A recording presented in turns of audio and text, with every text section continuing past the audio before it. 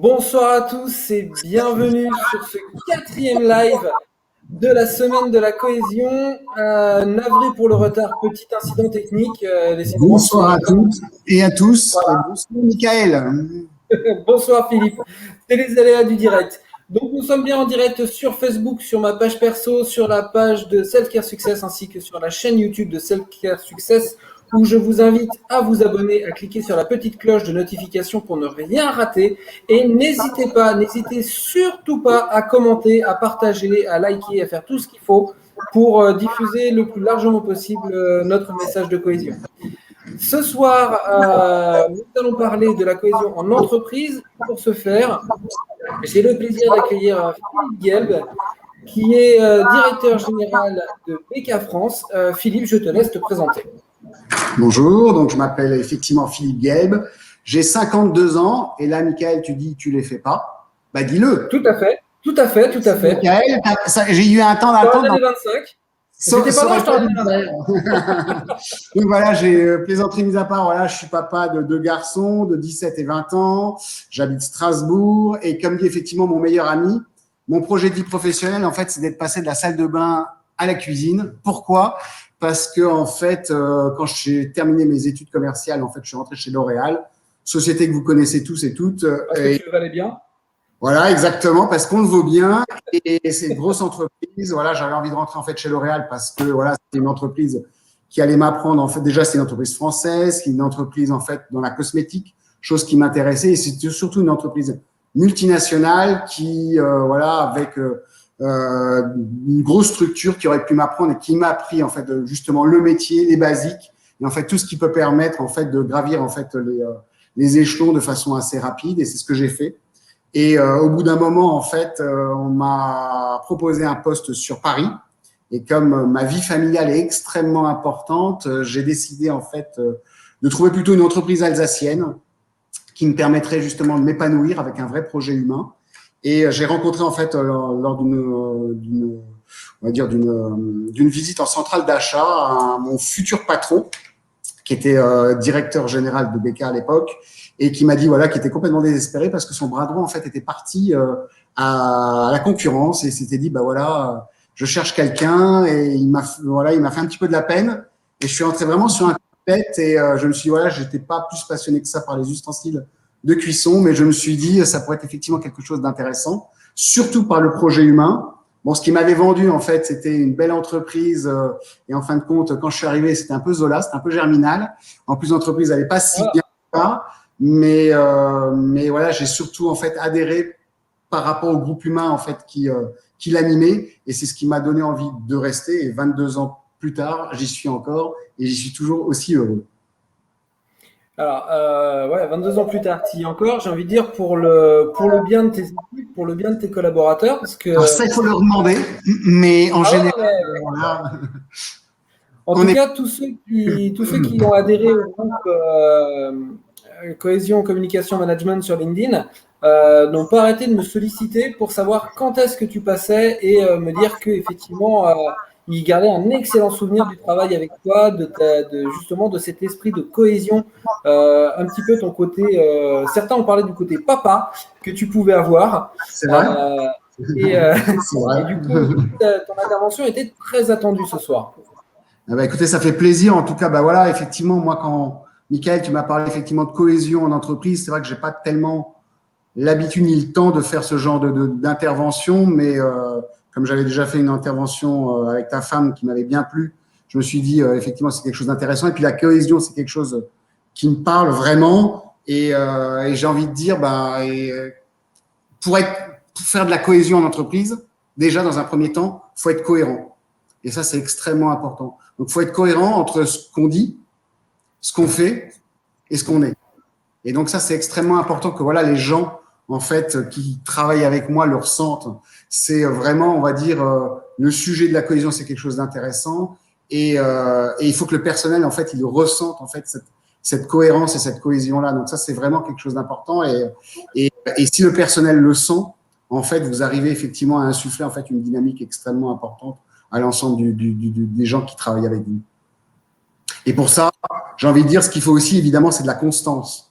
Donc, la constance, c'est effectivement centrer en fait son management sur le comment plus que sur le combien. Donc, ça, c'est aussi extrêmement important parce que c'est comment tu vas arriver à faire les choses plus que sur justement un chiffre qu'on va te donner. Et je pense que le chemin est plus important, on va dire, que la finalité en tant que telle. Et ça, c'est vraiment quelque chose que je trouve vraiment important. Et quand souvent on qualifie mon management, alors c'est les autres qui me le disent ça, ils me disent l'exigence conviviale. Et j'aime bien ce terme-là. Parce que sans exigence, quelque part, on n'arrive pas. On n'arrive nulle part. Et sans convivialité, ça ne dure pas. Et moi, ce que j'aime, c'est que quand, on va dire, quelles que soient les personnes qui rentrent en fait chez BK France, que ça soit peut-être un futur employé, que ça soit une personne qui vient me vendre un photocopieur ou X ou Y, il s'assoit 5 minutes, et tout le monde me dit, il y a une énergie en fait qui se dégage dans cette entreprise-là, il y a une envie, il y a un plaisir, on entend que les gens en fait sont sincèrement heureux, et c'est ça qui fait aussi, je pense, quelque part, la cohésion dans l'entreprise. Ouais, c'est bien que tu parles de tout ça, que tu commences déjà par tout ça, ce qui montre aussi qu'il y a une vraie cohésion dans les propos de nos intervenants, parce que ça permet de rebondir sur plein de choses qui ont déjà été abordées, et notamment la première chose que tu as dit, il faut voilà, savoir dire ce qu'on fait et le tenir. Exactement. Être cohérent entre ce qu'on dit, ce qu'on fait et ce qu'on est, c'est extrêmement important. Voilà. Bah moi, ça me ramène au chapitre cohésion militaire qu'on a vu mardi soir, où justement, bah, j'ai cité un des vieux adages de la Légion étrangère qui dit il faut dire ce qu'on fait et faire ce qu'on dit pour emmener Exactement. justement son équipe là où on veut l'emmener. Exactement, et ça c'est extrêmement important. Bon, le management, en fait, il passe aussi par le goût des autres, et donc ça c'est quelque chose, on va dire, qui est vraiment important. Et c'est vraiment une posture, c'est-à-dire que c'est pas que des mots. On doit vraiment le ressentir en fait sur qui nous sommes, et cette posture-là en fait se traduit surtout par, on va dire, quelque chose de très simple, c'est que chez BK France, en fait, il y a quasiment zéro départ. C'est-à-dire qu'il y a vraiment, en fait, toutes les personnes qui travaillent avec moi, ce sont des gens avec qui ont 30 ans de maison, qui ont eu plaisir, en fait, à travailler, et j'ai, on va dire, un turnover proche de zéro. Et ça, c'est aussi pour moi un indicateur de succès qui est extrêmement important.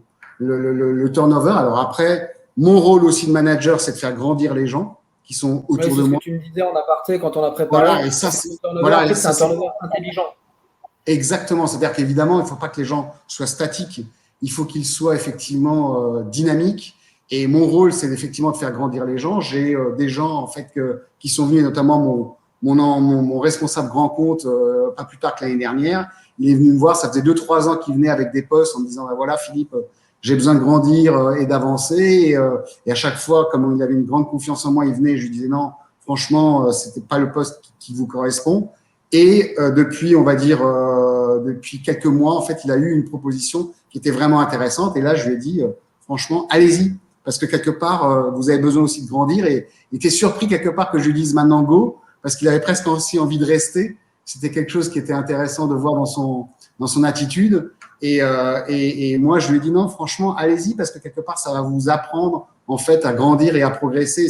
Ça fait aussi partie de mon rôle que de vous faire progresser. Je me suis dit, peut-être que vous allez revenir parce que pour X ou Y raison, ben, ça ne va pas vous convenir. Et si le poste est encore disponible ou s'il y a un autre poste qui pourrait vous convenir, ben, revenez dans l'entreprise. Mais en tout cas, allez-y et faites votre expérience parce que si vous ne le faites pas, il vaut mieux vivre avec des remords qu'avec des regrets. C'est souvent ce que je dis. Et il vaut mieux effectivement tenter les choses plutôt que de ne pas les tenter et d'avoir le regret en fait de ne pas l'avoir fait. Et c'est pour ça que j'ai poussé cette personne-là pour qu'elle le fasse. Je l'ai régulièrement on va dire en lien de façon, on va dire de façon assez importante. Mais voilà, je l'ai régulièrement et j'essaie de le faire grandir. J'essaie pas, je le pousse à le faire grandir pour pouvoir effectivement qu'il puisse avancer. Et donc c'est mon rôle aussi de manager, c'est de faire en sorte que quelque part les gens se sentent bien, que les gens puissent avancer, mais aussi effectivement de les faire grandir. Ouais, mais c'est effectivement. Qui sont rentrés en fait chez BK France me disent toujours voilà il y a vraiment en fait une attitude positive, il y a vraiment en fait quelque chose qui se fait et il y a une énergie qui se dégage au travers on va dire de mon rôle à moi de manager, mais aussi de l'ensemble en fait de mes collaborateurs.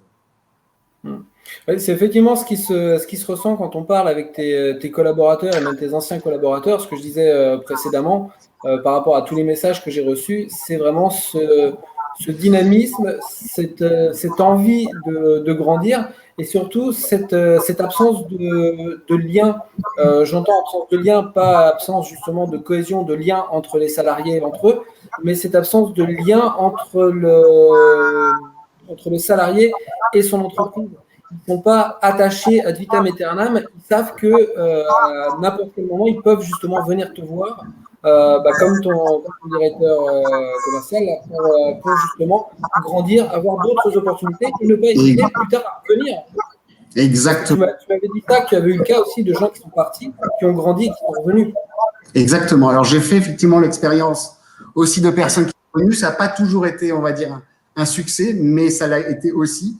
Et c'est vrai que j'ai eu effectivement des personnes qui sont parties, qui sont revenues. Et ce qui est assez incroyable, c'est que je discutais même avec, il y a quasiment, on va dire, une quinzaine de personnes qui sont parties en fait de chez BK France. Et ces 15 personnes, régulièrement, soit ils habitent pas Strasbourg, mais quand ils viennent sur Strasbourg, ils viennent, enfin sur Célestat, puisque c'est juste à côté, mais ils viennent effectivement nous voir et nous dire bonjour. Ils passent en fait régulièrement. J'ai des coups de fil en fait réguliers. Et toutes ces personnes-là me disent, il y a une constance en fait qui est vraiment importante, c'est que on a vraiment envie entre guillemets de travailler et de rester en fait. C'est vraiment une famille.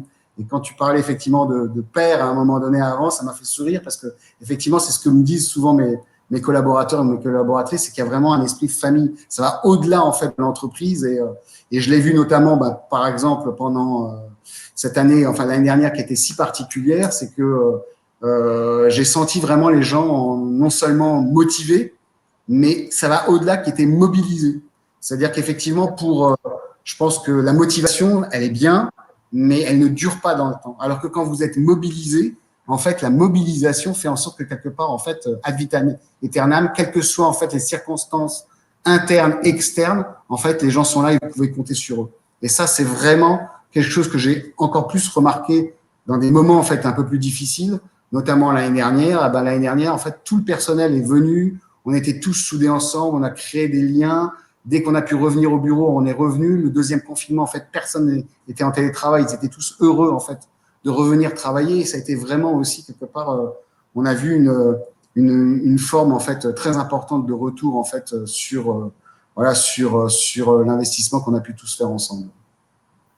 Alors justement, toi en tant que DG, que manager, comment tu crées, comment tu gères cette mobilisation?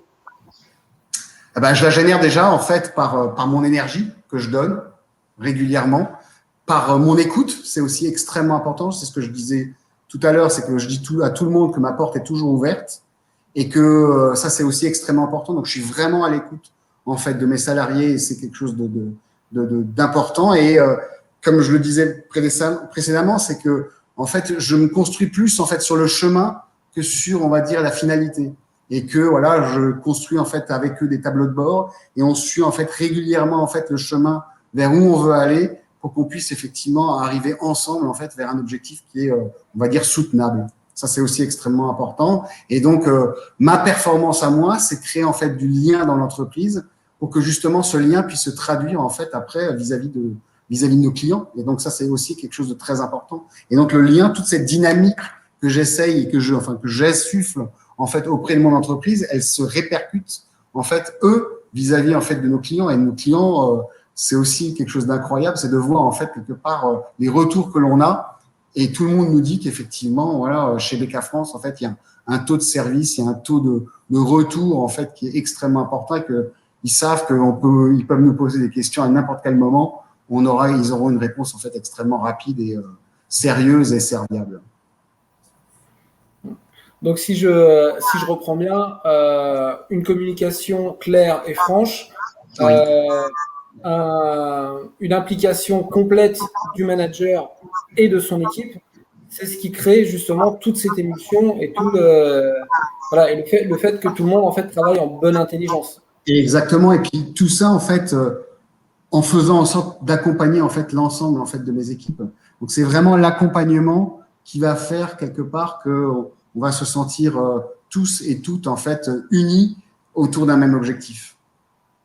Et cet objectif, justement, tu crées pas un sens pour lui donner un sens, mais tu expliques le sens. Exactement. Le but, c'est d'avoir une vision, d'avoir un cap en fait qu'on s'est fixé, de se fixer effectivement cette vision et ce cap. Et par rapport, on va dire, à quelque chose qu'on en a construit ensemble, ça c'est aussi extrêmement important. Je le construis pas tout seul dans mon coin, on va le construire ensemble en fait ce projet. Et quand on l'aura construit ensemble, chaque personne justement aura en fait ce projet en lui, il sera pas motivé, mais justement mobilisé par ce projet-là. Il aura vraiment au fond de ses tripes et il va pouvoir en fait s'exprimer parce qu'il aura l'impression, et ça ne sera pas qu'une impression, d'avoir justement ce projet, que ça soit son projet aussi. C'est pas le projet de l'entreprise, mais c'est vraiment son projet qui va l'animer en fait tête cœur trip. Okay. Alors, il y a un autre point qui était abordé hier soir avec l'un de nos intervenants sur la cohésion par l'insertion. On parlait d'accueil, de savoir accueillir le salarié.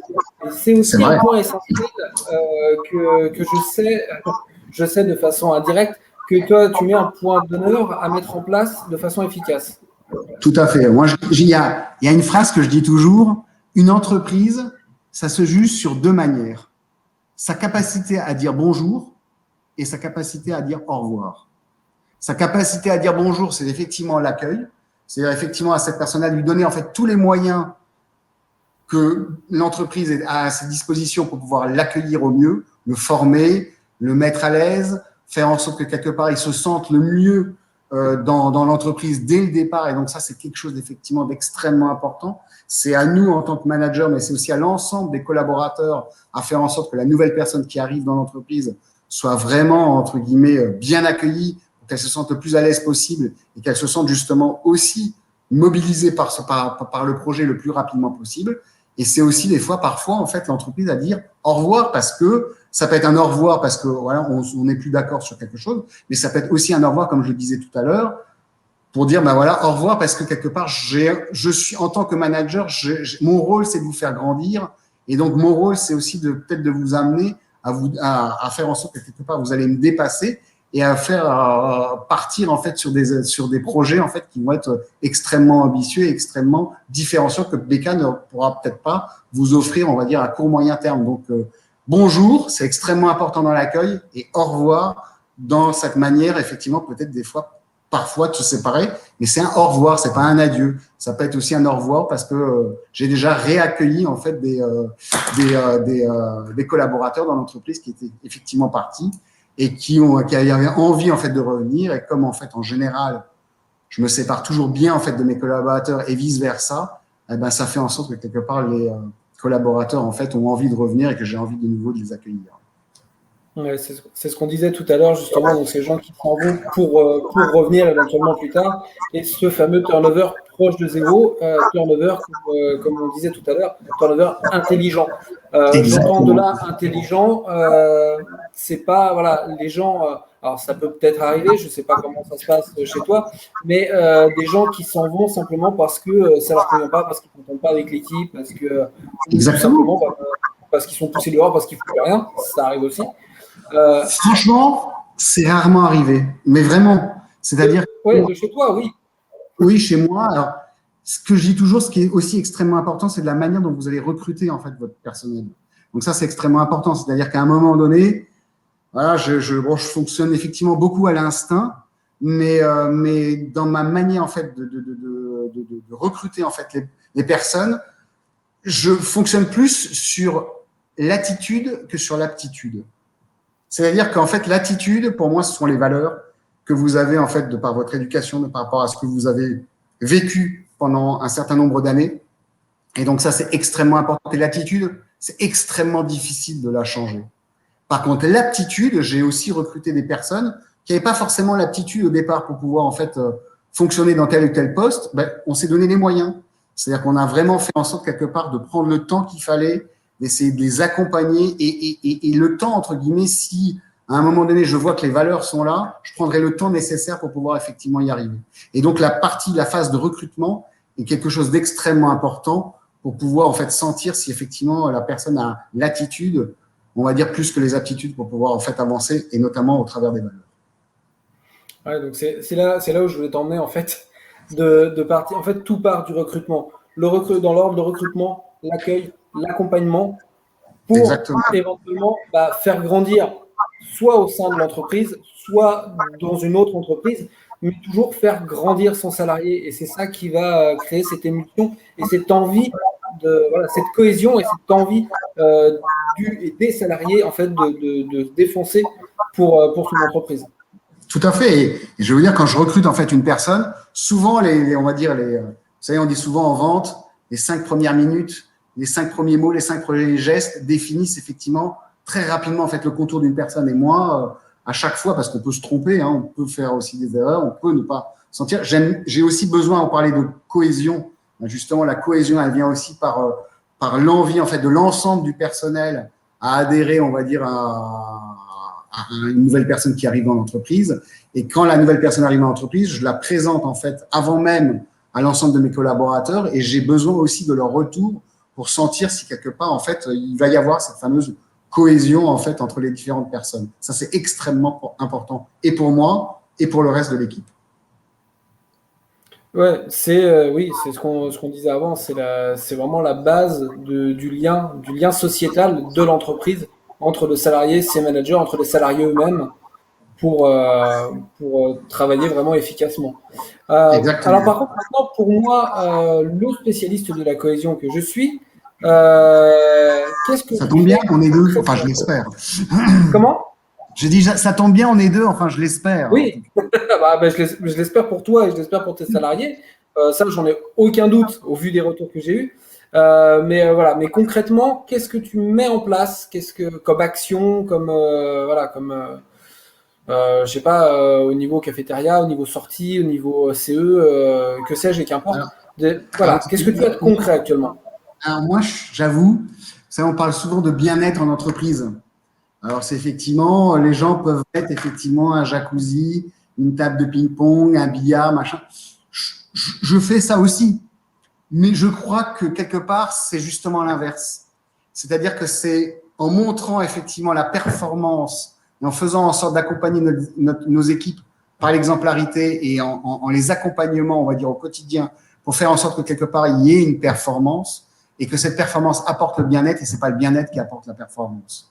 Et c'est vrai qu'on entend souvent, et je l'entends au travers effectivement de nombreuses personnes qui me disent, bah voilà, le bien-être est extrêmement important dans l'entreprise. Oui, bien sûr, mais c'est d'abord la performance qui doit vous emmener le bien-être. Et quand vous êtes performant, vous allez être bien. Alors effectivement, nous, on fait en sorte que quelque part, on a des réunions de cohésion, on a tellement de plaisir à se retrouver, et c'est tellement naturel, ça va tellement de soi que effectivement, ben voilà, on va faire des réunions 2, 3, 4 fois dans l'année, des temps forts en fait où on va pouvoir tous se retrouver. Je fais pas spécialement, on va dire, de team building ou de choses comme ça, mais rien que de se retrouver effectivement au travers des salons, au travers de restaurants, au travers de réunions où on a tellement plaisir à se retrouver et voilà où cette cohésion en fait va se mettre en place de façon tellement naturelle et c'est ça qui va faire que et cette cohésion en fait elle est effectivement extrêmement importante mais elle vient et elle est issue d'abord de la performance. C'est-à-dire que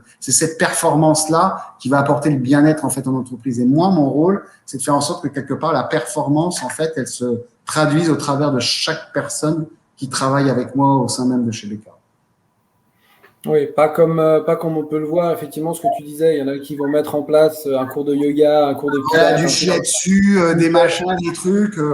Je dis pas que c'est pas bien. Hein. Je dis pas que c'est pas bien, mais je dis que Non, c'est l'essentiel en fait dans l'entreprise. L'essentiel, elle vient effectivement de ma façon d'être et de la façon d'être de l'ensemble des collaborateurs les uns avec les autres. C'est vrai que ça vient d'abord du dirigeant, mais ça vient aussi en fait de l'ensemble du personnel, à être extrêmement bienveillants les uns avec les autres. Et ça, c'est, je pense, quelque chose de très important. Et elle vient d'abord par ça. Et le côté matériel, on va dire, c'est secondaire.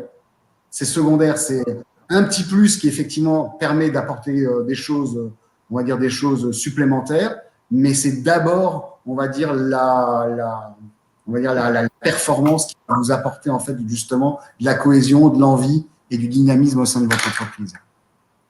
oui, effectivement. Alors, loin de moi, pour reprendre ce que je disais avant, loin de moi l'idée de dénigrer les entreprises qui mettent en place ces cours, parce qu'ils ont au moins le mérite d'exister.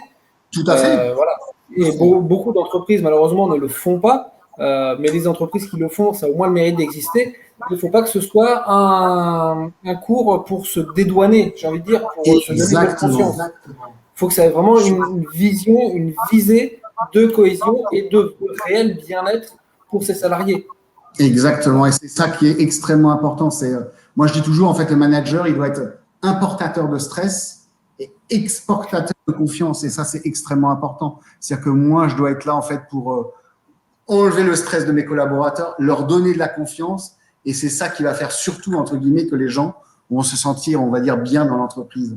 Et c'est ça mon rôle à moi primordial à la base, avant, effectivement, on va dire, des choses annexes qui peuvent être effectivement sympathiques, mais qui ne sont pas, on va dire, je pense, l'essence même, en fait, de la performance dans l'entreprise.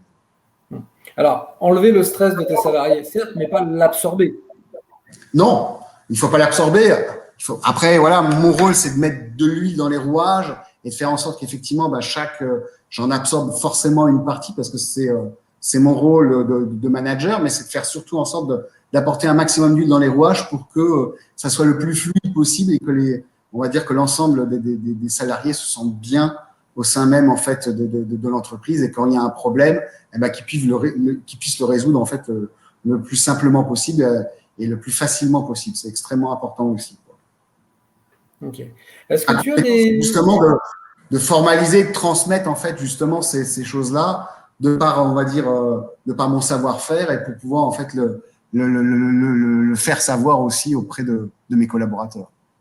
Voilà. Alors, c'est le savoir-faire et le savoir-être du manager. C'est le propre du manager de savoir justement driver ses équipes, absorber ce stress, enfin leur enlever ce stress. Ouais, tu vois, moi-même, je l'utilise, le mot absorber, leur enlever ce stress sans surcharger lui-même les épaules parce qu'au bout d'un moment, ça va finir par se ressentir sur son management.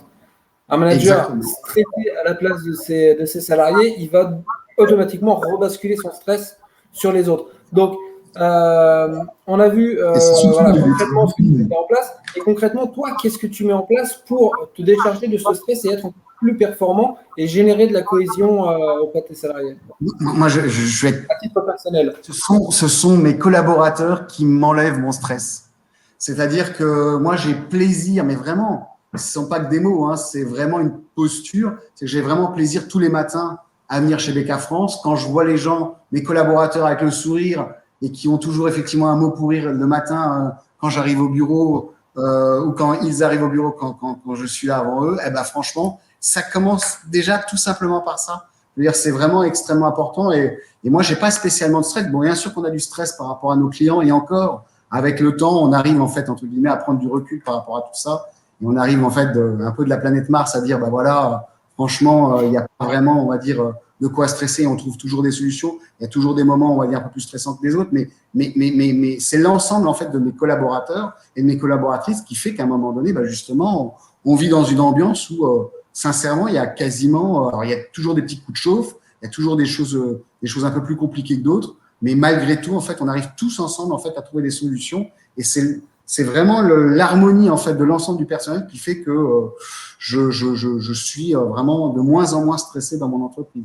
Et j'ai de plus en plus de plaisir on va dire, à travailler et à faire en sorte que quelque part cette osmose se mette en place. C'est marrant parce que la semaine dernière, j'avais j'avais la fille d'une de mes collaboratrices qui est venue, qui faisait un BTS en management. Et elle est venue avec une de ses amies à elle parce que justement, elle voulait faire un rapport et on posait plein de questions justement aussi sur le management, sur la vente. Enfin, c'était intéressant. Et à un moment donné, il y avait une batterie de questions et elle me demandait, tiens, mais comment vous ressentez-vous en tant que manager au sein de l'entreprise? Donc, j'ai posé la question et comment ressentent les collaborateurs en fait par rapport à l'entreprise. J'ai dit, écoutez, allez-y, posez-leur la question. C'est pas à moi de répondre. Allez poser en fait la question aux collaborateurs et aux collaboratrices.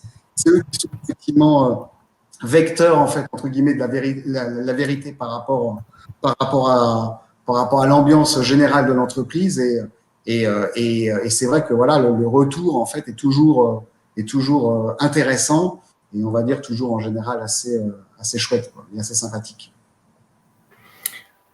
Écoute, tout ça c'est parfait. J'ai envie de dire c'est tout à fait l'échange que je souhaitais avoir avec toi. Alors malheureusement, suite à l'incident technique, on a commencé un petit peu en retard. Je sais que toi, tu as quelque chose après. Donc moi, j'ai encore un peu de temps. Hein. Je veux dire, je suis pas non plus à 5-10 minutes près. Il n'y a pas de souci par rapport à ça. Je suis vraiment à ta disposition, à la disposition des questions aussi. Si on a envie de me poser, vraiment, c'est avec un grand plaisir que Alors, les internautes n'ont pas l'air de vouloir poser beaucoup de questions. Je pense qu'on est suffisamment clair dans tout ce qu'on dit. Moi, je pense qu'on a fait vraiment le tour de la question. On est allé très très vite. On a brossé plein de choses. Il y aurait tellement de choses à dire.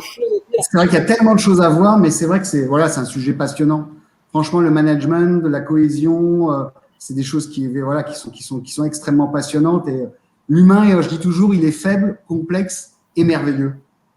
Faible parce que souvent, des fois souvent plus facile et que c'est pas forcément évident. Complexe parce que quand on croit qu'on a compris, on n'a pas compris.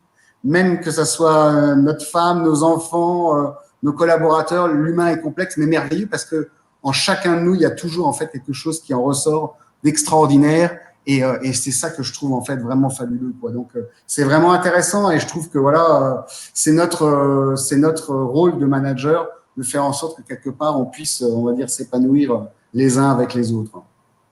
Voilà, l'épanouissement. C'est quelque chose que aussi.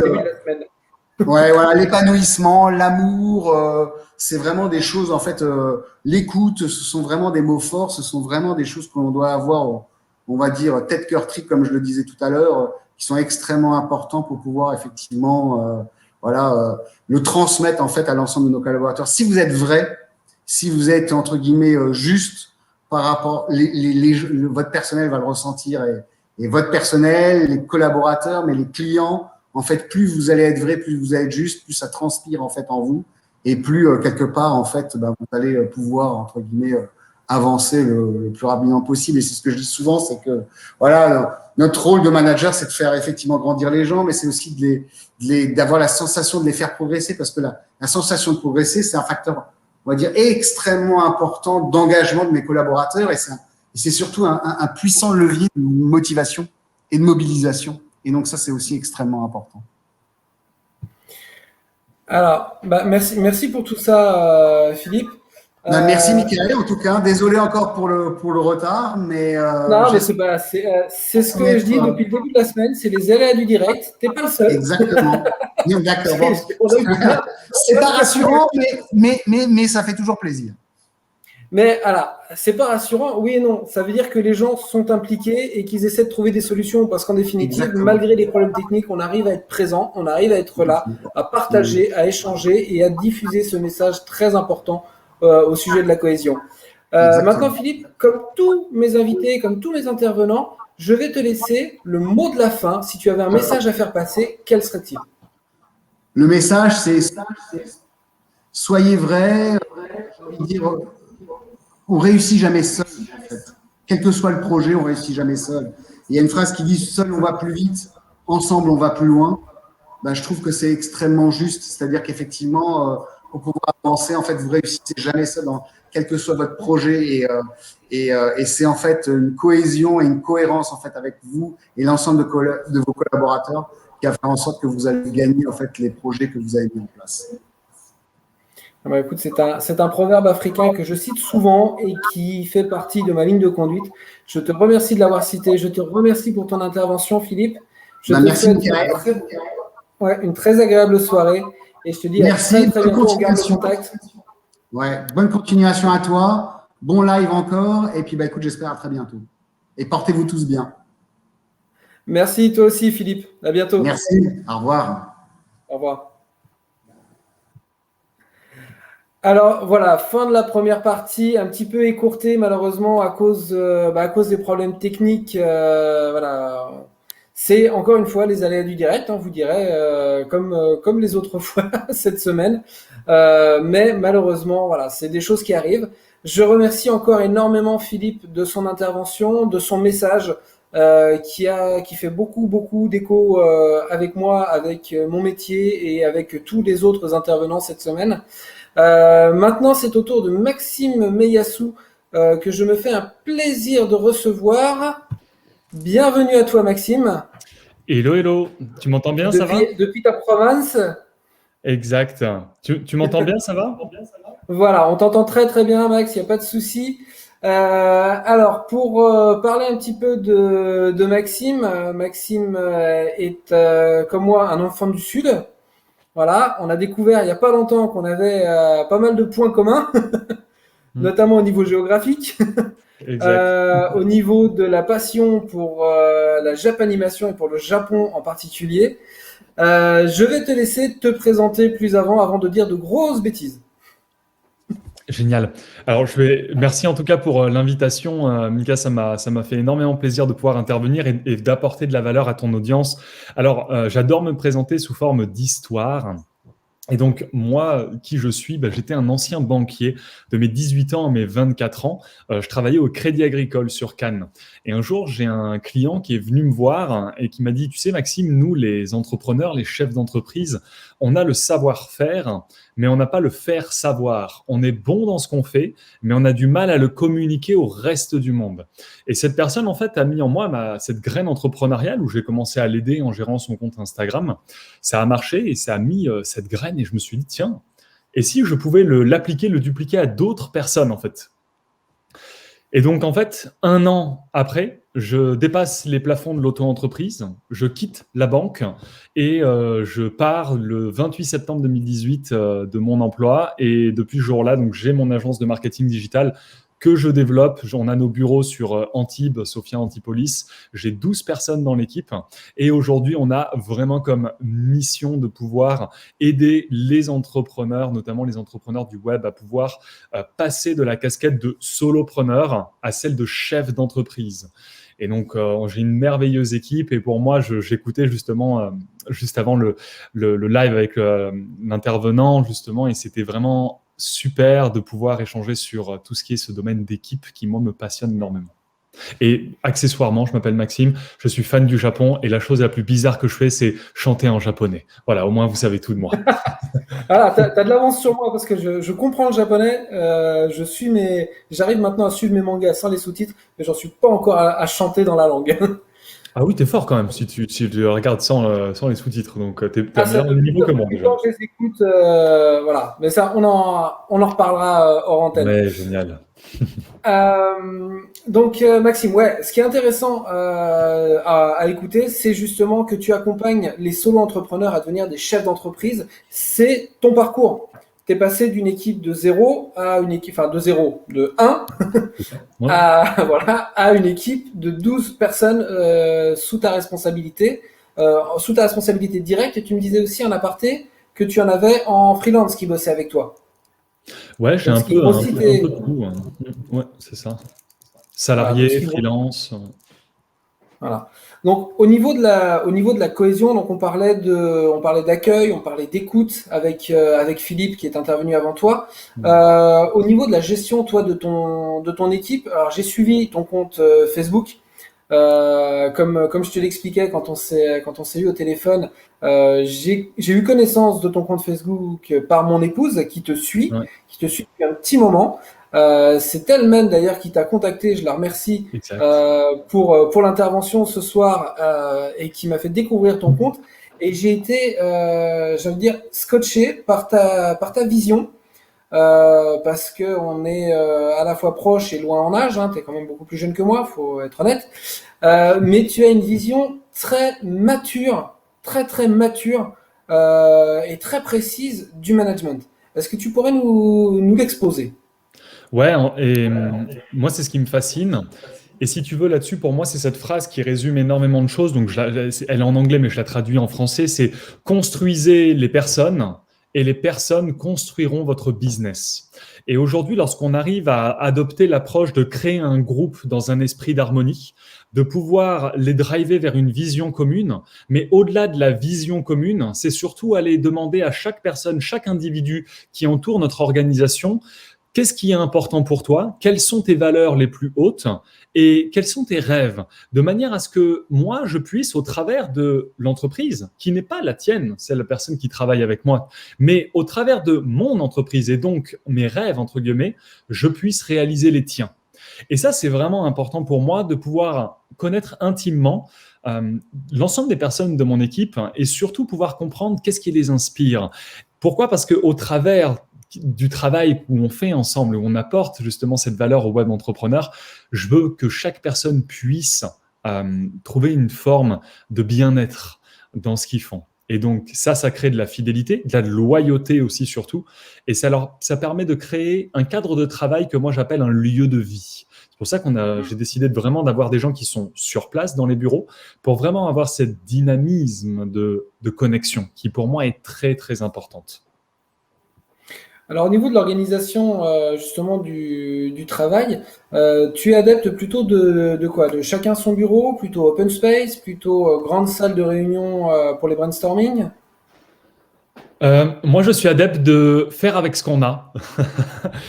Donc, Oui, aussi. en fait, faire avec ce qu'on a, qu'est-ce que ça veut dire? Aujourd'hui, ça veut dire que ça permet d'optimiser un existant et pas de pouvoir visualiser ou anticiper quelque chose qui n'existe pas encore.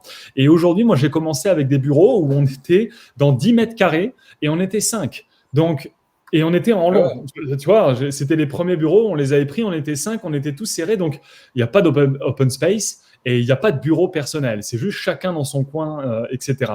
Mais je les ai toujours drivés et surtout demandé sur quel est, vous, votre cadre de travail le plus idéal. Et on se rend compte que j'ai des personnes dans l'équipe, notamment Tamara, Coralie, qui, elles, sont beaucoup plus productives lorsqu'elles travaillent ensemble. Et donc, elles ont justement un bureau à part entière, là où elles peuvent discuter, elles peuvent échanger, où elles sont ensemble. Donc, elles ont un bureau à part entière. Donc, ça fait un peu style open space, mais version où on n'est que tous les deux dans un bureau, ce qui permet de, elles, être dans leur zone de créativité. De l'autre, j'ai ce que j'appelle mes team leaders. Donc, c'est vraiment les personnes avec lesquelles on gère tout le business, qui sont Johan et Johnny. Eux, ils ont leur bureau où ils sont tous les deux aussi dedans. Johan qui est le directeur marketing, Johnny qui est le directeur administratif et financier. Eux qui ont leur bureau. Et ensuite, on a Morgane, Théo, Tissem, qui sont justement dans l'open space, dans ce que j'appelle un salon, parce que nous, ça ressemble plus à un salon. On a un canapé, on a une télé, on a une play. Donc, c'est plus un salon. Et donc, pour moi, c'est de comprendre quel est pour vous l'environnement le plus adapté à votre travail de manière à pouvoir vous concentrer sur la seule et unique chose qui est nécessaire. Et donc, voilà, il y a des mouvements. Et bon, après, tu peux te poser la question, et moi, je suis où? Et tu vois, Je vais te demander, là-dedans, tu te positionnes où? Maintenant, je me positionne en fait un petit peu en mode nomade. C'est-à-dire, je travaille de chez moi. J'habite à Montsartou, donc que tu connais, on n'est pas loin. Oui. Et donc, je travaille de chez moi directement et je fais un peu des allers-retours au bureau. C'est-à-dire qu'on prône aussi un petit peu le télétravail, même si on est plus sur du 20% télétravail que 100%. Donc, quand j'ai des équipes qui ne sont pas là, bah, hop, moi, je reprends le bureau. Donc, voilà, j'alterne entre les deux. D'accord. Et concrètement, pour rentrer vraiment dans le cœur du sujet, alors toi, c'est vrai que tu es dans la communication, c'est un milieu un petit peu particulier, communication marketing. Au niveau de la cohésion, comment ça se passe? Quelles sont les actions concrètes que tu mènes? Comment tu fidélises justement ton équipe? Bon, après, c'est une équipe restreinte. C'est aussi pour ça que c'était intéressant de t'avoir ce soir, parce que c'est le côté plus entrepreneur avec une petite équipe plutôt que, comme Philippe avant, grosse société avec pléthore de monde. C'est deux visions différentes du management, c'est deux visions différentes de la cohésion, mais par contre, il y a quand même ce point commun qui est l'humain. Comment toi tu gères tes équipes comme ça? En fait, avant que chaque personne rentre chez MLX Media, il passe par un process d'intégration. Un petit peu, tu sais, comme quand on était à l'école, il y avait le week-end d'intégration pour voir si tu t'intègres bien. Et donc, nous, on a des process d'intégration. Et dans les process d'intégration, c'est… De quoi? Non. Non. Dans nos process d'intégration, c'est vraiment de pouvoir faire véhiculer les valeurs de l'entreprise de MLX Media, de manière à ce que on suive les personnes dans une formation en ligne. Donc, ils ont accès à une formation en ligne avant de rentrer justement dans l'entreprise ou quand on est dans nos process de recrutement, de manière à ce qu'ils puissent véritablement matcher avec notre vision. Et je veux que chaque personne, avant qu'elle rentre dans l'entreprise, puisse connaître nos valeurs les plus profondes et surtout notre vision et notre mission.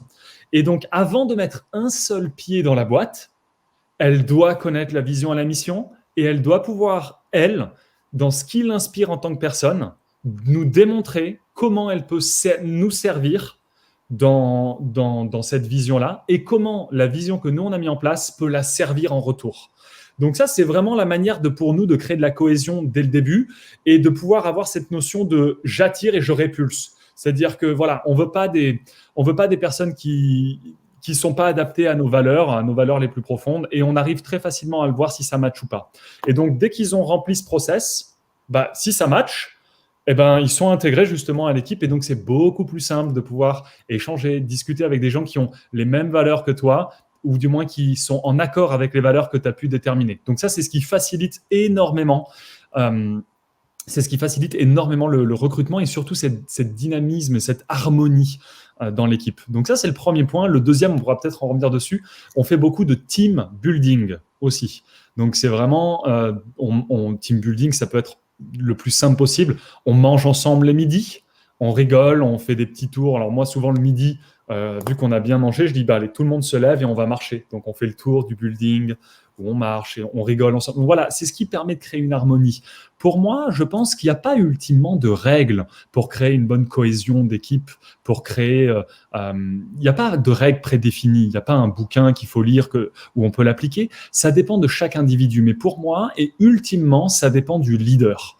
Et pour moi, le leader, s'il a l'attitude, derrière les actions vont découler naturellement. C'est souvent cette phrase qu'on dit, quand votre attitude est juste, les faits ne comptent pas. C'est-à-dire les actions n'ont aucune importance. Les stratégies n'ont aucune importance. Quand le leader a vraiment en lui et incarne les valeurs et les vies, les équipes sont directement magnétisées justement en retour. Donc il y a aussi beaucoup ce côté énergétique où moi je suis aussi très sur ce côté-là pour développer mes équipes. Voilà un petit peu pour l'idée. Alors, c'est intéressant que ce qui est bien, c'est que, comme je disais tout à l'heure avec Philippe, c'est qu'au niveau de la cohésion, il y a aussi une cohésion entre les intervenants, parce que exact. Vous reprenez tous des points les uns des autres, sans pour autant avoir vu les interventions des uns des autres. Et notamment, tu parlais donc de l'accueil avec ta formation, ton e-learning de préparation. L'accueil est quelque chose de fondamental dans une entreprise. Bien savoir accueillir son salarié, c'est fidéliser en quelque sorte son salarié et l'intégrer à la vision globale de l'entreprise et surtout lui expliquer, pas donner du sens à une mission, pas donner un sens qui n'existe pas, mais lui expliquer le sens réel de la mission qui va lui être confiée. Et il y a un point aussi important de ce que tu me dis. Là, c'est des process d'onboarding. C'est comment on onboard les gens et qu'on les fait bien intégrer. Mais ce que beaucoup d'entrepreneurs oublient, et c'est pour ça qu'il y a énormément de confusion dans les entreprises qui commencent à prendre de la forme. Et là où tu vois qu'il y a certains employés qui même parlent dans le dos des autres, etc. Et donc, il y a une mauvaise cohésion en interne entre les personnes. Parce que tu peux avoir la cohésion des leaders vers les autres, des autres vers le leader, mais des autres vers les autres, des fois, là, ça chamboule. Et donc, moi, ce que je fais, alors à voir, je ne sais pas si Philippe le faisait, etc., mais en même temps que je parle de l'onboarding, je parle de l'offboarding. Donc, c'est comment je vais bien vous intégrer, mais aussi comment je vais bien vous virer. Et ça, je le précise aussi. C'est-à-dire qu'aujourd'hui, moi, j'ai cette notion et c'est cette phrase qui me drive et que je véhicule à mes équipes, je dis embaucher sur les valeurs et virer sur les valeurs. Et ça, je l'ai toujours dit à mes équipes. C'est-à-dire que moi, j'embauche sur les valeurs par rapport au process qu'on a mis en place, à certaines qualités techniques que vous avez et qu'on recherche pour nos clients, mais de l'autre, votre savoir-être. Mais par contre, si derrière, on déroge à une de ces règles, je n'ai aucun scrupule à virer les gens. Zéro. Même si c'est des gens qui sont nécessaires, même si c'est des gens avec qui je suis attaché humainement. Parce que en tant qu'entrepreneur, on crée une autre personne, qui est une personne morale, qui est une entité, une entreprise, et qui vit à part entière, qui a une énergie, qui a des valeurs, qui a un mode de fonctionnement, qui est détaché du leader. Mais le leader véhicule ça. Et donc, c'est pour ça que c'est très important aussi. C'est pour ça qu'aujourd'hui, on se retrouve beaucoup avec des entreprises où des leaders ne savent pas gérer les personnes, ou ont des complications en disant ouais, ça se passe mal avec cette personne. Moi, si ça se passe mal, c'est ciao direct. dit aucun scrupule, même si c'est quelqu'un qui est de ma famille ou quoi que ce soit. Pourquoi ? Parce que je me détache complètement et on doit suivre la vision de l'entreprise. Et donc, c'est pour ça que quand j'onboard les gens, je leur pose toujours la question de comment tu peux servir l'entreprise et comment tu peux nous desservir. J'essaye de voir toutes les options et je fais voir les options aux personnes que j'intègre sur comment tu pourrais en fait nous porter défaut. Comment tu pourrais faire que les choses se passent mal. Et donc, c'est marrant parce que les gens citent vraiment leurs défauts ou les trucs qu'ils peuvent avoir en eux.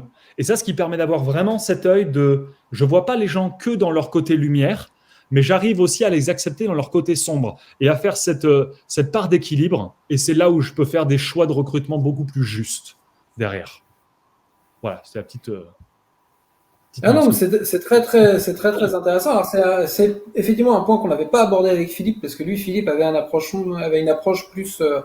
effectivement, il aborde le fait de pouvoir faire partir ses employés, mais partir dans le sens pour les faire grandir. Alors lui, ce qu'il abordait, c'était il citait un exemple, son directeur financier, son directeur commercial, qui l'a quitté il y a pas longtemps, mais qui venait régulièrement le voir en lui disant, écoutez, on m'a proposé ceci comme offre, et qu'il était tellement, il savait que son chef était tellement à l'écoute qu'il venait lui proposer, lui montrer les postes qu'on lui avait proposés pour avoir son avis. Et à un moment, il y a des moments où il lui disait non, c'est pas un poste pour toi. Et à un moment, il lui a dit, écoute, accepte ce poste parce que ça va te permettre de grandir dans ton boulot et dans ton rôle d'homme. Et effectivement, il est parti, il se sent super bien dans son poste, il est souvent en contact avec Philippe, c'est ce qu'il nous expliquait tout à l'heure. Et ça lui arrive également de réembaucher des gens qui sont partis. Ouais. Voilà. Mais il les accompagne toujours jusqu'au bout, quitte à leur faire des lettres de recommandation des fois. Non, c'est super, c'est ce qu'on appelle vraiment... C'est une autre approche. Mais c'est très bien, tu vois, moi quand je te disais que aucun scrupule à virer les personnes, ça a l'air très cru et froid à ce que je disais, mais c'est si la personne à l'intérieur est vraiment complètement en désalignement avec ce qui se passe dans l'entreprise et même fait du tort à l'entreprise et met une énergie négative pour la développer.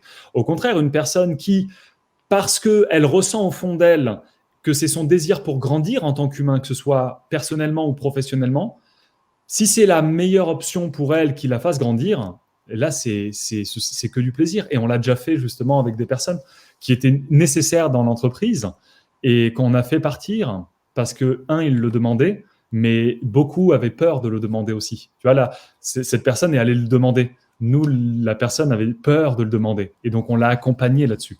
Il y a vraiment ce rôle de pouvoir accompagner qui est très important. Alors c'est effectivement le rôle de tout bon leader, de tout bon manager, de pouvoir accompagner ces éléments à grandir, aussi bien en interne qu'en externe. Par contre, après, on a parlé des team building que tu fais, donc moi, mot qui me parle puisque c'est mon cœur de métier. Et surtout, comment tu gères les éventuels conflits? Alors en fait, tu parlais justement du fait tout à l'heure que il pouvait y avoir des conflits en interne. Comment tu gères ces éventuels conflits? Alors, on a alors j'aurais pu te le sortir. On a un process de gestion des conflits dans l'entreprise aujourd'hui. Et donc en fait, lorsqu'il y a un conflit, de quoi? On peut tout à fait faire un partage si tu l'as. Ouais, je peux vous le montrer. Alors attends, j'essaie de le retrouver là. C'est les lives en temps réel, gestion. C'est toute la magie du direct. C'est toute la magie du direct. Process, c'est ça, gestion des émotions. Ok. En fait, c'est une question et vous pouvez la noter. En fait, c'est de se dire.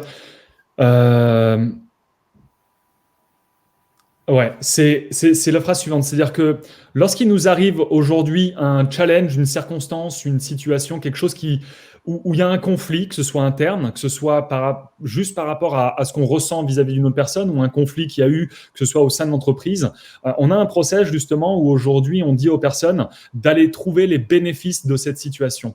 Et donc en fait, on leur fait prendre un papier et un stylo et on leur fait noter en quoi ce conflit est un bénéfice pour toi pour réaliser la vision de MLX Media, ou alors à toi personnellement par rapport dans tes valeurs. Et donc en fait, pour te donner un exemple concret, lorsqu'il y a un conflit, on fait 2 points. On fait cet exercice pour dire, OK, en quoi, en fait, cette situation te crée à l'intérieur de toi une charge émotionnelle qui soit négative et qui te prend de l'énergie. Parce que c'est ça, en fait. Un conflit, c'est 2 oppositions de philosophie, en fait. C'est de se dire, moi, je suis d'accord, moi, je suis pas d'accord, ou là, il a fait ça. Voilà, il y a eu un conflit. Et c'est de se dire, en fait, aujourd'hui, avec cet exercice, quels sont les bénéfices, en fait, de cette situation ? De manière à pouvoir se mettre à la place de l'autre. C'est comment l'autre comprend en fait son point de vue et comment l'autre peut comprendre mon point de vue. Et donc, on liste les bénéfices de cette situation. Ça, c'est le premier point qu'on leur fait faire. On leur demande de le faire avant de venir nous voir. Et ensuite, alors nous, on n'a pas beaucoup de conflits dans l'entreprise parce qu'on est déjà à taille humaine, donc c'est facile de pouvoir échanger très rapidement. Mais sinon, on a un process d'entretien individuel. Tout simplement, on a ce qu'on appelle des monthly reviews où tous les derniers mercredis de fin de mois, chaque personne de l'équipe vient avec le directeur marketing et le directeur financier pour justement s'auto-évaluer sur leur bien-être au travail, comment ils se sentent, quels sont les éléments où ils sont fiers, quels sont les éléments où ils sont moins fiers, qu'est-ce qu'ils verraient améliorer, qu'est-ce qu'ils verraient supprimer, quelles sont leurs recommandations. Et de noter, en fait, ils notent de 1 à 10, chaque point, il y a des questions. Et derrière, en fait, c'est un échange avec mes team leaders. Et là, on trouve des idées, des solutions. Et donc, lorsqu'il y avait des conflits, par exemple, surtout en question de gestion de projet, donc les équipes nous ont fait les feedbacks. On a pu le synthétiser au travers d'entretiens individuels. Et ensuite, nous, on s'est réunis, on s'est dit, OK, quelle est la seule et unique option qu'on peut faire aujourd'hui de manière à ce qu'ils ressentent plus cette problématique ? Et donc, on a mis quelque chose en place. On fonctionne comme ça aujourd'hui, sur ces 2 exercices-là. Ouais, donc vraiment une approche très humaine, très portée sur les énergies, en fait, si j'entends bien ton discours, sur l'alchimie entre les personnes. Au niveau... comment dire c'est bien parce que tu m'as coupé un peu l'herbe sous le pied parce que tu as répondu à plein de questions en avance.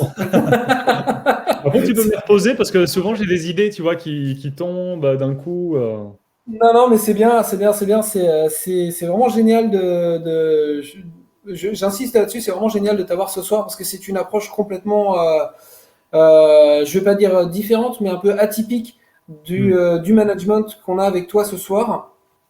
Et c'était tout l'intérêt justement d'avoir un entrepreneur, un jeune entrepreneur avec cette vision. Pour ce qui est justement, donc on a parlé des cas concrets, donc de tes team building, sorties resto, balades et autres.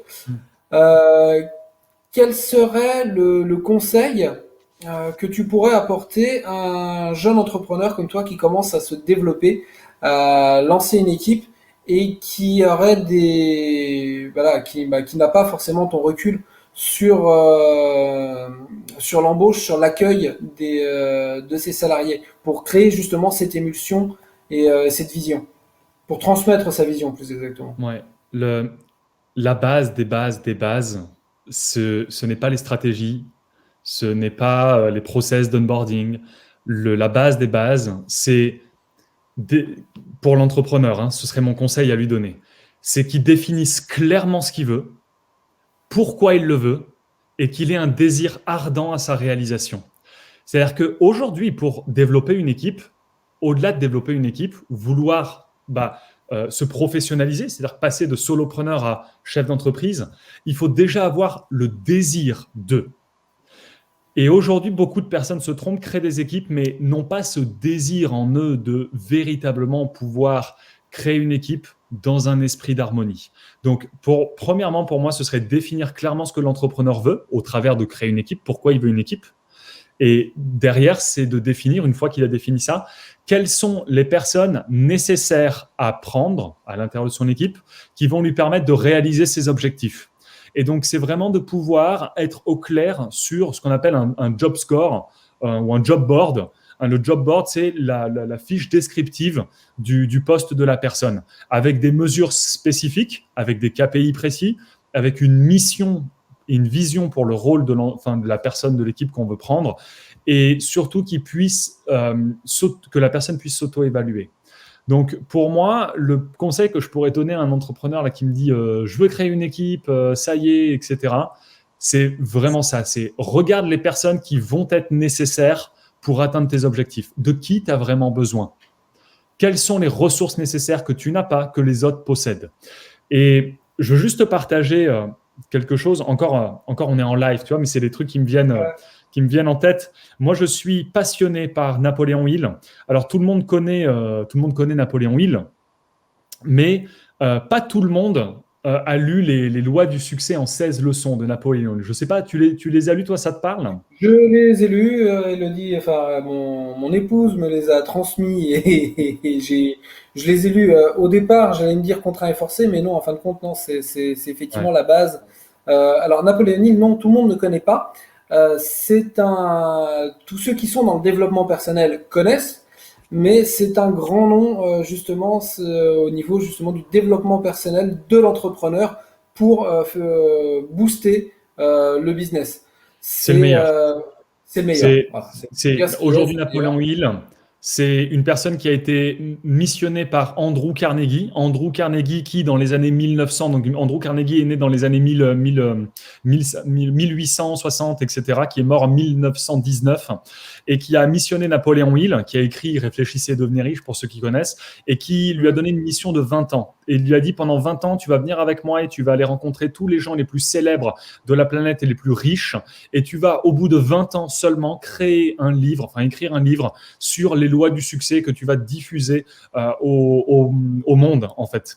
Et le livre, Les lois du succès en 16 leçons, c'est pas un livre, c'est un cours qui fait 1200 pages. Personne n'a lu. En fait, tout le monde a lu Réfléchissez et devenez riche. C'est un livre qui a été censuré par Henry Ford. Donc, tout le monde connaît, je pense, Henry Ford, parce que tout le monde connaît. Henry Ford a censuré son livre pour que, justement, personne découvre véritablement l'essence qu'il y avait dedans. Et donc, Napoléon Hill explique énormément l'effet du mastermind, que si on veut réaliser quelque chose dans sa vie, exactement ce qu'a dit Philippe à la fin, quand je suis arrivé et que j'écoutais un tout petit peu, vous ne pouvez pas réussir seul. Il vous faut une équipe. Et Napoléon Hill le dit, mais rentre encore plus dans les précisions de pourquoi créer une équipe et comment le faire. Et c'est ça que je voudrais vous partager, ces 3 phrases de Napoléon Hill que j'ai remaniées par rapport à mes expériences, mais qui sont 3 conseils à vraiment prendre en compte si vous voulez passer et incarner cette stature de chef d'entreprise et être vraiment un leader. Le premier point à comprendre, c'est comprendre que le leader est celui qui doit conceptualiser la vision, mais qu'il peut se servir d'autres personnes pour transformer cette vision en un plan matériel. Ça, c'est le premier point. Et ça, c'est la plus grande force d'un entrepreneur aujourd'hui, c'est de conceptualiser des idées. Et quand il a l'idée, c'est la force de trouver les personnes qui vont matérialiser cette idée dans la matière, dans l'exécution. Ça, c'est la plus grande force d'un entrepreneur. Le deuxième point, c'est que le leader a cette capacité de pouvoir mobiliser d'autres personnes qui ont des capacités et talents que lui-même ne possède pas et qu'il ne désire pas posséder. Ça, c'est la subtilité. Et ça, aujourd'hui, c'est le grand problème des solopreneurs. C'est qu'ils veulent pouvoir comprendre les choses, alors que pour avancer, on n'a pas besoin de tout comprendre. J'aurais adoré parler avec Philippe, mais je suis sûr que dans son business, il y a des trucs qui ne pigent rien. Qui doit mettre des bonnes personnes, enfin, qu'il a mis des personnes là-dessus, il ne doit rien piger sur certains trucs de son business. Ah, mais c'est, je pense, le propre de tout bon chef d'entreprise, c'est d'avoir une vision, un but, une finalité, et de choisir les personnes qui vont y arriver. Et ça, c'est là que ça a l'air facile dit comme ça, hein, mais. Ouais, et le troisième point pour terminer, c'est cristalliser en lui que le leader doit avoir un désir ardent à la réalisation de son objectif principal qui magnétise et enflamme d'une volonté de feu l'ensemble de son équipe. Et donc là, on est vraiment dans l'essence même de comment on fait pour faire une bonne cohésion d'équipe. Le truc, c'est qu'on ne peut pas le faire si le leader en lui-même où les les autres leaders qu'il a créés dans sa boîte, ce que j'appelle les team leaders, ne véhiculent pas et n'incarnent pas pleinement ce que Napoléon Hill décrit là, juste là. Donc, le savoir-être. Avoir une cohésion d'équipe, être un bon leader, c'est pas du savoir-faire, hein, c'est du savoir-être. Et souvent, ce qu'on dit, c'est que l'entreprise n'est que simplement que l'extension de l'ombre du leader. Et souvent, on dit que personne n'a des problèmes d'entreprise. Tout le monde a des problèmes personnels qu'on reflète dans son entreprise. Donc, si tu me dis aujourd'hui, pourquoi il y a des entreprises qui ont des problèmes de cohésion ? Ce n'est pas les entreprises qui ont des problèmes de cohésion. C'est les leaders qui ont du mal à eux-mêmes dans leur vie créer de la cohésion et le reflètent dans leur entreprise. C'est uniquement ça. Ouais, c'est une question de positionnement du leader. Alors là, c'est un avis complètement personnel et subjectif, mais pour moi, être un bon manager s'apprend. Il y a des cours de management. Par contre, être un bon leader, c'est quelque chose d'inné. Voilà, on n'apprend pas à être un bon leader. On l'est ou on ne l'est pas. On peut le perfectionner, justement, avec les cours de management. Mais voilà, un leader, c'est quelqu'un qui, pour moi, aura cette capacité naturelle à rassembler les gens autour de lui et à créer l'émulsion dans ce groupe, à créer le ciment qui va lier ce groupe pour aller au bout de la mission donnée. Je sais pas, quel est ton point de vue, toi, là-dessus ? Bah, écoute, moi, je l'ai vu parce que, ayant bossé dans un groupe ultra corporate, donc au Crédit Agricole, avec 2500 employés, on avait des managers, c'était des quiches, en fait. Humainement, c'était des quiches. Et donc, en fait, vu que c'est des quiches humainement, bah derrière, zéro cohésion d'équipe. Pourtant, c'était des petites agences, hein, donc tu aurais pu croire que, tu vois, c'était des petites entreprises, parce que les banques, c'est des petites entreprises. C'est-à-dire que tu as une agence là, une agence là, une agence là, donc ils ne sont pas 50 000 non plus dedans. Mais tu te rends compte que c'est ça. S'il n'y a pas derrière le manager, s'il n'a pas des compétences en termes d'intelligence émotionnelle, par exemple, s'il ne sait pas se mettre à la place des autres, ça va être très compliqué quand même de pouvoir... Bon, ça, c'est le rôle du leader, d'aller manager ses managers après, ou de trouver les bons managers après. Ça, c'est le process de recrutement. Un manager, il ne se pointe pas juste dans une boîte en disant « Salut, je suis manager ». Donc, c'est derrière le boss les a pris. Donc. Et en fait, ce n'est jamais un problème de manager. C'est toujours un problème de leader. Parce que s'il y a un mauvais manager, c'est qu'il y a un mauvais leader. C'est tout. Parce que le manager, il ne s'est pas pointé là directement, en fait. C'est le leader qui l'a mis en place. Donc, s'il y a eu une erreur de casting, bah, l'erreur de casting, elle est sur la faute de qui ? Pour moi, elle est sur la faute du leader, en fait. Alors, pour reprendre la terminologie, pour toi, leader, tu penses au leader de l'entreprise, au dirigeant de l'entreprise. Exact. Pour moi, un manager, il peut avoir une forme de leader, mais... Pour moi, le manager, c'est celui qui tient l'entreprise, c'est celui qui la stabilise. Un manager, de base, c'est pas celui qui croit un business, ni qui le fait descendre. Bon, après, ça dépend. Mais le manager, c'est celui qui gère l'ensemble des process et des systèmes de l'entreprise et qui voit et qui manage le bon fonctionnement de ce qui est mis en place. Ensuite, tu as l'équipe de force qui, elle, crée la valeur ajoutée. Ça peut être les commerciaux, ça peut être ceux qui délivrent, etc. C'est ceux qui créent l'économie dans l'entreprise. Le manager manage les systèmes et les process. Et de l'autre, il y a le leader, mais lui, le leader a la vision, a la mission et incarne vraiment ça. Il guide. C'est le capitaine du navire. Mais le manager doit aussi pouvoir avoir ses compétences de véhiculer les valeurs de l'entreprise pour le bon fonctionnement. Et pour véhiculer des bonnes valeurs de l'entreprise, ça demande d'avoir un savoir-être. Et donc d'avoir une intelligence émotionnelle, de savoir se mettre à la place des gens, etc. Donc oui, un manager peut être un leader. Et ça doit l'être aujourd'hui. Mais ce n'est pas ultimement le rôle d'un manager d'être le leader de l'entreprise. Et attention, aujourd'hui, il y a beaucoup de leaders d'entreprise qui sont leaders et managers en même temps. Ils ont la vision et ils doivent manager les équipes. Mais après, le leader, il peut se détacher de ça. Hein. C'est-à-dire que le leader, il guide la boîte. Et moi, c'est ce que c'est ce que je fais aujourd'hui, où j'ai mes team leaders qui gèrent justement ça. Et où moi, aujourd'hui, ce qui m'inspire, c'est de faire des rachats d'entreprises. Et donc, en fait, d'acheter des parts 10, 20, 30, 40, 50% des entreprises et d'aller y mettre cette vision que l'entrepreneur actuellement dans son business ne voit pas. Pourquoi ? Parce qu'il a ce rôle de leader, donc celui qui a créé la boîte, de manager, gérer les équipes, et des fois c'est chiant de gérer les équipes, donc il se plaint sur ça, et en même temps il doit être le commercial. Donc, tu vois, souvent dans les boîtes c'est ça, c'est je suis le boss, mais je suis le manager et je dois être celui qui doit vendre aussi. Et donc, en fait, ils se perdent dans un moule complet et ils incarnent pas pleinement leur rôle. Et il faut juste mettre les bonnes personnes à la bonne place aussi. Ou alors savoir se remettre à la bonne place.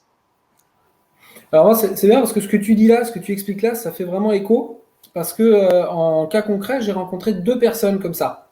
Euh, une qui s'est plantée et une qui a tout explosé. Sur quoi? Justement, ce positionnement de leader manager, qui gérait tout dans son entreprise de A à Z. Ok. Un qui a planté son entreprise parce que justement il était au four et au moulin et limite il faisait pas confiance à ses employés parce que c'est aussi une Ouais. question de confiance. Exact, c'est ça.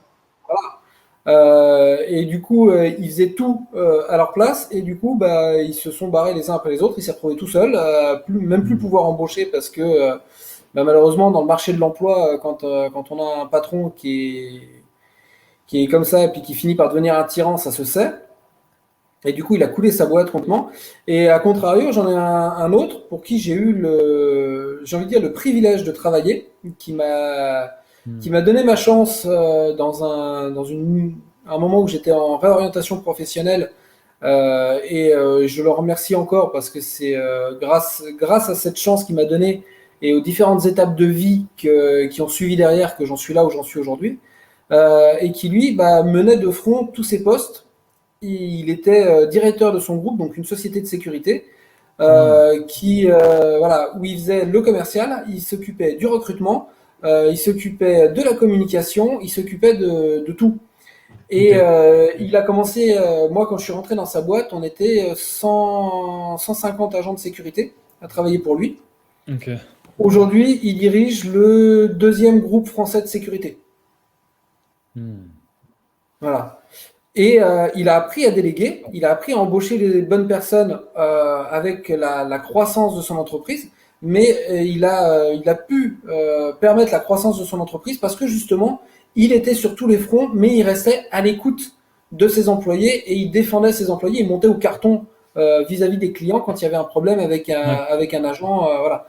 Et donc c'est la même façon de faire, mais j'ai envie de dire c'est 2 visions différentes parce que l'un s'est laissé happer par ce touche à tout, alors que l'autre justement a su faire grossir sa boîte grâce à ça et transmettre l'émulsion et l'envie aux autres de se défoncer pour lui parce qu'il se défonçait pour sa boîte et par extension pour ses salariés. Ouais, mais ça, en fait, tu te rends compte que ce qui détermine la réussite ou l'échec derrière, c'est l'état énergétique de la personne. C'est quelle est l'attitude dans laquelle il fait. Parce que si on prend juste, ah bah si je me donne à fond, mes employés vont voir que je suis à fond et donc ils vont être à fond. Pas tout le temps, en fait. Tout dépend de l'intention au départ, pourquoi on le fait. C'est une attitude vraiment derrière, c'est énergétique, vraiment. Mais c'est super, justement, ces success stories. Moi, je suis fasciné quand je vois des entrepreneurs comme ça qui finissent premiers de leur groupe, qui génèrent des millions et des millions sur ce qu'ils font et qui sont partis de zéro. C'est ouf. Et puis c'est parti en un rien de temps, parce que quand j'ai commencé chez lui, sa société avait 2 ans d'existence. Et je te parle de ça, c'était il y a 8 ans. Donc en 10 ans, il est passé de création d'entreprise, création de société de sécurité, à 2e groupe français dans le domaine, quoi. C'est super.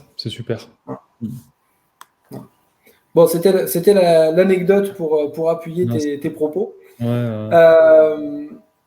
Aujourd'hui, ta société, comme on le disait tout à l'heure, tu es passé d'une société donc, où tu étais tout seul, tu as commencé tout seul en tant qu'auto-entrepreneur, ce que tu disais quand tu bossais encore au Crédit Agricole. 12 personnes plus les freelances, ça te permet, on va parler chiffres, on va parler de choses qui plaît pas généralement en France, mais moi j'ai aucun tabou là-dessus.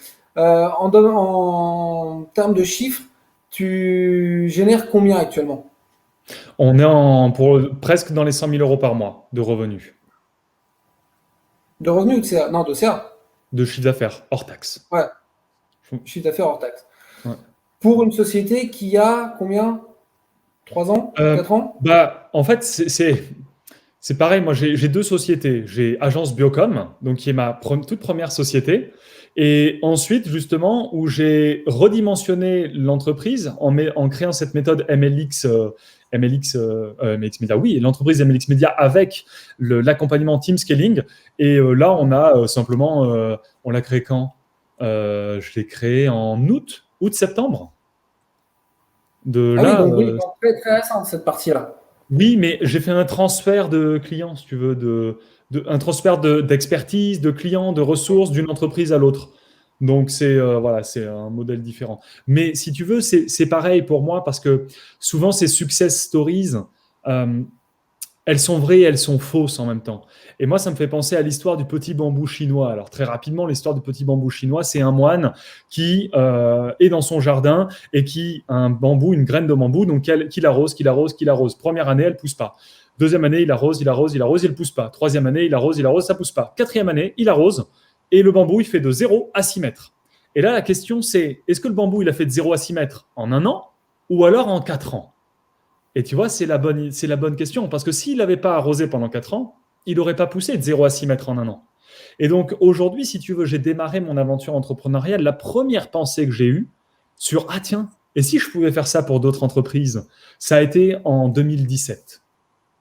Donc, si tu veux, je te dirais que c'est ça. Et même demain, si demain je recrée d'autres entreprises ou je fais des trucs, les gens me disent « Mais quel succès d'avoir créé ça en un an, d'avoir généré tant ?» Je dirais « Non. » J'ai commencé depuis 2017 parce que pour moi, tout démarre par rapport à la pensée. Depuis quand j'ai eu cette idée et depuis combien de temps je la tiens en tête. Et je vis avec, je dors avec, je mange avec, je la nourris perpétuellement. Et souvent, c'est ce qu'on dit, c'est on devient ce à quoi on pense le plus souvent et on obtient ce à quoi on pense le plus souvent. Donc là-dessus, c'est jeune. Tu peux dire, ah putain, vous l'avez créé il n'y a pas longtemps ou même 2017, c'est pas longtemps. Mais voilà, ça demande... c'est juste mon kiff, en fait. Pour moi, j'ai l'impression que je suis un enfant dans une cour de récré. Et je veux juste m'amuser, en fait. Alors voilà, c'est là où je voulais en venir. C'est très bien que tu me dises ça dans ces termes-là. C'est parfait. Voilà, si je t'ai posé cette question de chiffres, de croissance et tout, c'était pas anodin.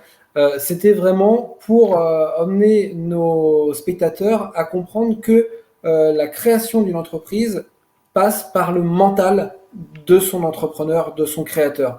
Et que c'est ce mental et cette dévotion à son entreprise qui va créer cette émulsion auprès de son équipe et qui va l'amener lui à vouloir, consciemment ou inconsciemment, générer cette cohésion qui va être nécessaire à la croissance de son entreprise. C'est justement, ça tombe bien que tu parles du petit bambou parce que c'est une fable que j'aime beaucoup. Et justement, c'est ça, c'est le fait de travailler, pas à s'épuiser, mais de travailler son rêve, de travailler son projet, de le façonner, de lui donner forme, qui au bout d'un moment va donner aussi l'envie à ses employés de faire la même chose, de travailler et de façonner cette même entreprise, même si c'est pas la nôtre. Alors, ce que tu disais quand tu faisais le onboarding au début, c'est de demander à l'employé, voilà, qu'est-ce que tu vas pouvoir avancer, qu'est-ce qui va te faire kiffer pour faire grossir ma société. Mm-hmm. Et c'est justement à ça que je voulais en venir. Et le fait que tu me dises que tu t'éclates comme un gamin dans une cour de récré, c'est l'état d'esprit que, j'ai envie de dire, normalement, tout chef d'entreprise devrait avoir. Parce qu'à partir du moment où tu t'éclates, ça ne peut être que communicatif. Mais et surtout, la cour de récré, c'est là où tu as commencé à créer une cohésion. La cour de récré, c'est le premier lieu où tu crées une équipe dans un esprit d'harmonie vers un objectif en commun. Quand tu entends la sonnerie et que tu cours avec tes copains pour dire « il faut qu'on soit le premier qui chope le ballon et moi, je te veux toi dans mon équipe » et tout le monde fait ça et après, tout le monde joue pendant 15 minutes avant de reprendre les cours. C'est là où on voit vraiment l'essence de créer une équipe et que énergétiquement, on est excité en fait là-dedans. Et au-delà de ça, aujourd'hui, on démarre notre aventure entrepreneuriale pour avoir des désirs, et peu importe les désirs, parce que tous les désirs sont louables de chaque personne. Mais aujourd'hui, si tu veux, moi, je ne fais pas ça pour avoir... Je suis pas... Si tu veux vraiment la vérité, mon niveau de bonheur n'a pas évolué depuis que j'ai quitté la banque. Je ne suis pas plus heureux de gagner 20 fois plus que ce que je gagnais avant. Je ne suis pas plus heureux de devoir quitter la banque que d'avoir monté mon truc. Et c'est ça, en fait, la grande différence, peut-être que je peux ressentir avec d'autres personnes, c'est que là où beaucoup de personnes démarrent leur aventure entrepreneuriale avec le fantasme que quand j'aurai ça, ce sera mieux, beaucoup de gens se trompent. Beaucoup de gens pensent que quand j'atteins 1 million d'euros, je pourrais avoir ça, ça, ça. Sauf que la vie, c'est vraiment un équilibre. Et lorsque tu as le fantasme d'avoir ça, tu ne te rends pas compte à côté l'équilibre de les défis, les challenges, les sacrifices qu'il y a à côté. Et au final, et moi je le sais, plus je vais développer mon aventure entrepreneuriale et plus en fait dans ma vie, aujourd'hui, je vais être peut-être moins heureux. Parce qu'aujourd'hui, il y a plein de trucs qui se passent dans ma vie. Tu vois, j'ai mon papa qui est malade, j'ai mes grands-parents mais qui sont vieux. Donc, peu importe le niveau de succès que j'aurai, c'est ce que j'aime le plus aujourd'hui m'entoure. Donc, je ne peux pas être plus heureux que ce que je suis aujourd'hui. Et donc, c'est pour ça que l'attitude d'être un enfant dans une cour de récré prend beaucoup de sens. Parce qu'aujourd'hui, on veut beaucoup développer son entreprise pour dire je veux contribuer à ma famille, je veux être là pour ma famille. Sauf que ta famille, elle est déjà là, en fait. Donc, si tu attends d'avoir 1 million pour être plus heureux avec ta famille, tu ne le seras pas, en fait. Et tu vois, il y a beaucoup de fantasmes qui viennent de là. Et cette notion de être un enfant dans une cour de récré, ça remet les choses en perspective de un petit peu plus faire les choses dans de l'égoïsme, mais ce que j'appelle de l'égoïsme positif, et juste s'amuser, en fait. Et être un groupe d'enfants qui se dit, on fait du foot aujourd'hui ? Et donc aujourd'hui, le foot, c'est, ah bah tiens, viens, on rachète cette entreprise.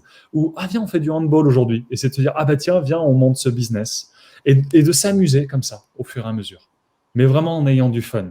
Et en étant complètement détaché du résultat ou de ce qu'on peut avoir, etc. Voilà, ce serait le petit moment émotion. Désolé, je parle beaucoup. Donc, Non, mais quand je suis inspiré, je parle beaucoup. Mais c'est bien, c'est parfait, c'est parfait.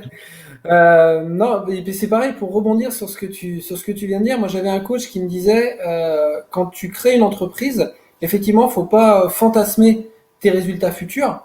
Faut être conscient de ce que tu as maintenant, sans oublier là où tu veux aller, mais pas le fantasmer. Il disait que c'était l'effet Balou, savoir se satisfaire du nécessaire. Mhm. Voilà, c'est-à-dire que tu as ça à l'instant T. Comme tu le disais, hein, on veut travailler pour développer pour sa famille, pour ceci, pour ce. Mais comme tu le dis, la famille, on l'a. Elle est là, elle est présente, elle est à nos côtés. Ouais. Alors c'est encore plus vrai pour moi puisque je travaille en association avec mon épouse. Donc voilà, on travaille ensemble pour nous en fait. Mais on est déjà heureux. On a déjà notre couple, notre famille, nos enfants. Voilà, ce qu'on génère avec l'entreprise, c'est pour, j'ai envie de dire, améliorer le cadre de vie, mais pas nous rendre plus heureux. Ouais, c'est exact. On a, nous, cette cohésion, cohésion familiale, terme qu'on abordera demain plus avant, mais on a cette cohésion familiale de savoir que, voilà, il n'y a pas longtemps, j'ai été interviewé sur une chaîne économique locale, et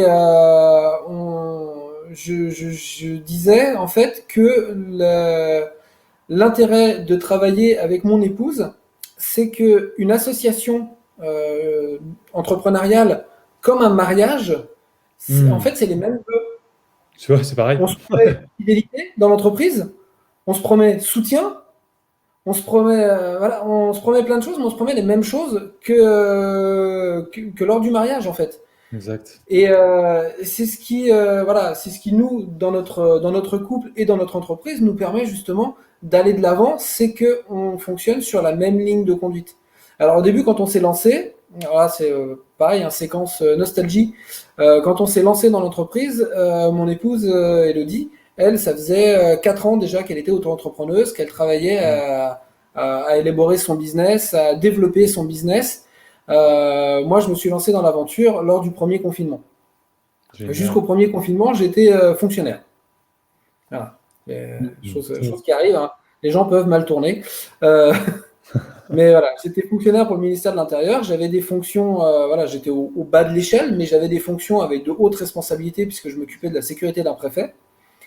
Et quand le confinement est arrivé, en fait, je tournais en rond parce que j'étais ce qu'on appelait un célibataire géographique. Quand j'étais militaire, c'était le terme approprié.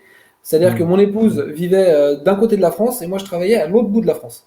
Ok. Donc, je voyais ma famille qu'une fois par mois. Quand le confinement est arrivé, j'ai tourné en rond, j'ai tourné en rond, j'ai tourné en rond. On m'a offert un livre, qui est le livre d'un des intervenants qu'on a eu il y a quelques jours d'ailleurs, l'amiral Finaz, sur la liberté du commandement, l'esprit d'équipage. Donc, qui parlait de cohésion militaire, qui parlait de choses que je connaissais, puisque j'ai moi-même servi dans la Marine nationale. Et ce livre m'a titillé, a titillé mon intérêt. Et ce qui m'a ce qui m'a fait faire le 180 complet et me lancer dans l'entrepreneuriat, c'est ma femme qui me dit, mais plutôt que de végéter, de tourner en rond dans ton boulot à l'autre bout de la France, pourquoi tu viendrais pas bosser avec moi? Pourquoi tu viendrais pas faire ce que tu as fait depuis des années et des années en tant que militaire, en tant que pompier, en tant que scout, c'est-à-dire créer de la cohésion. Génial, c'est top ça. Et de là est partie la société Self-Care Success. Alors au début, on avait prévu de bosser ensemble, et on s'est rendu compte, suite à un accompagnement, à un coaching malheureux, on s'est rendu compte que en fait, on pouvait travailler ensemble, mais séparément. Donc on a deux voies qui se rejoignent dans l'essence, dans l'esprit. C'est une seule entreprise, mais deux entités, puisqu'on a chacun notre objectif professionnel. Et voilà. Et de là, on s'éclate. On est pas, j'ai envie de dire, si on est plus heureux qu'avant parce que du coup, on est ensemble, ce qui est une grande avancée par rapport à mon poste précédent. Mais le fait de faire croître cette entreprise, on n'est pas plus heureux. C'est juste du bonus. Voilà. On vit notre amour au quotidien, notre amour familial, notre amour professionnel au quotidien. Et tout ce qu'on gagne en plus, c'est du bonus. Alors, on crache pas sur le bonus, bien entendu. Hein, je ne veux pas jouer les démagos. C'est sûr non, que il faut même aller le chercher. Et c'est là l'attitude de l'enfant qui dit, voilà. l'enfant qui a tous les jouets et qui se dit, mais j'en veux un autre. Et tu vois, mais il pourrait se contenter de l'autre, mais c'est juste, je le veux. Est-ce qu'il y a de mal à ça? Aucun. Donc non, au contraire, les bonus, il faut aller les chercher même. Donc c'est pour ça que voilà, ton intervention est très intéressante. Je te remercie d'avoir tenu de tels propos parce que ça me permet de rebondir. Puis ça me permet de me livrer. C'est la première fois sur tous les lives que moi je me livre autant. Voilà. Donc je t'en remercie. J'espère que ça plaira à nos auditeurs, à nos spectateurs. On va arriver d'ici peu à la fin de cette intervention. Comme tous les intervenants, alors toi, au niveau de ton entreprise, déjà, je vais te demander si tu as une actualité, quelque chose, parce que je sais que tu ne fais pas que de la communication, mais que tu délivres aussi pas mal de choses. On le voit sur ton profil Facebook, coaching direct et indirect. Est-ce que tu as une actualité à présenter? Une actualité à présenter, donc une sorte d'insight, quelque chose à valeur ajoutée. Alors, le meilleur, je te l'ai donné tout à l'heure, c'était les 3 points de Napoléon Hill. Le point que je pourrais vous partager vraiment en insight pour reprendre ce qu'on a vu déjà, le thème de la cohésion, c'est vraiment cette phrase suivante, cet insight que je voudrais vous partager. C'est construisez les gens et les gens construiront votre business.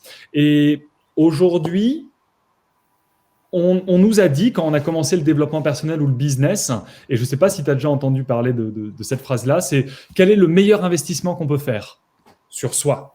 Tu vois, on a déjà entendu parler de ça. C'est, voilà, je dois investir, je dois faire ça. Investis sur toi. C'est le meilleur investissement au monde que tu peux avoir. Il est très vrai, mais il s'arrête à un moment. Il s'arrête à un moment. Et ce moment-là, c'est qu'on commence à investir dans une équipe. Et c'est là la vraie transition, le vrai changement. Et c'est tout ce que je veux partager aux personnes aujourd'hui, c'est de se dire que aujourd'hui, vous en savez assez. Aujourd'hui, si vous sentez à l'intérieur de vous que vous en savez assez, et il faut passer au niveau supérieur, dans la cohésion d'équipe, dans créer une équipe.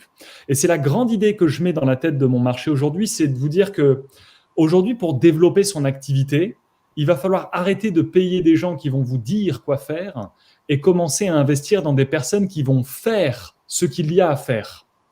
Et ça, aujourd'hui, c'est le grand questionnement des entreprises en disant « Ah bah oui, je dois développer mon business et donc je vais chercher de l'info. Je lis un autre livre, je lis tout ça. » Alors que là où ils investissent sur eux pour avoir cette information, et bien sûr, ça peut les amener à une réalisation, il pourrait gagner beaucoup plus de temps et incarner une nouvelle posture en investissant dans d'autres personnes qui ont peut-être déjà ces informations et à un niveau de conscience beaucoup plus développé.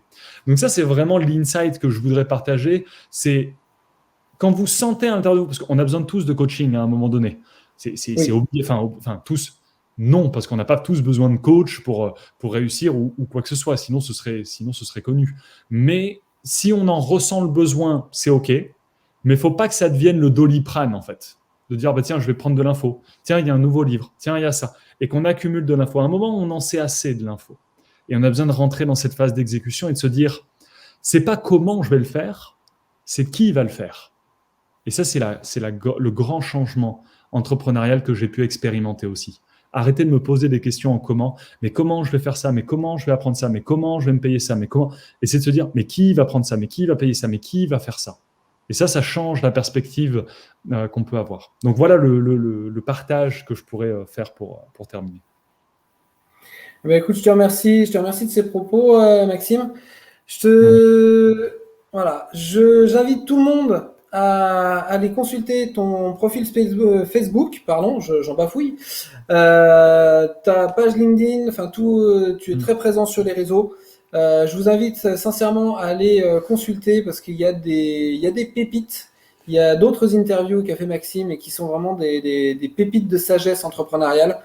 Je te remercie encore infiniment d'avoir participé ce soir à ce live. Grand plaisir. Voilà, on garde le contact. Moi, en tout cas, je te garde en ligne de mire pour d'autres pépites. Et je te souhaite une excellente soirée. Je te dis à bientôt, Maxime. Ouais, merci beaucoup, Mika. En tout cas, avec grand plaisir à l'occasion, dans une autre semaine, que ce soit de la cohésion, une autre semaine d'un autre sujet, avec grand plaisir pour intervenir, apporter de la valeur. Voilà, un autre événement qui se prépare. Alors, j'en dis pas plus. Là, c'est moi qui livre les actualités, mais je le délivrerai bientôt. Voilà, il y a un autre événement qui se prépare d'ici quelques mois. Donc voilà, mais je tiendrai au courant et effectivement ton intervention pourrait être judicieuse. Génial, super. Bon, merci à toi, merci à tous ceux qui nous ont écoutés, que ce soit en live ou que ce soit en replay, et à très vite. À très vite. Bonne soirée, Maxime. Bonne soirée. On arrive à la fin de ce 4e live. Merci de nous avoir suivis. Merci d'avoir partagé toutes ces infos. Merci à nos intervenants Philippe Gelb et Maxime Messayou. Voilà, ça a été un vrai plaisir de travailler, de préparer ces interviews, de partager avec eux, d'échanger avec eux. Voilà, je vous souhaite à tous une excellente soirée. Je vous donne rendez-vous demain 17h en espérant qu'on n'ait pas de nouveaux soucis techniques. Je m'excuse encore pour le retard ce soir. Nous recevrons 2 professionnels cette fois de la cohésion familiale. Donc il s'agit d'Amélie, donc qui est fondatrice de la société Famille Épanouie, qui est donc du coaching parental, qui est une spécialiste de l'IEF, de l'instruction en famille, et qui nous en dira beaucoup plus depuis le Costa Rica.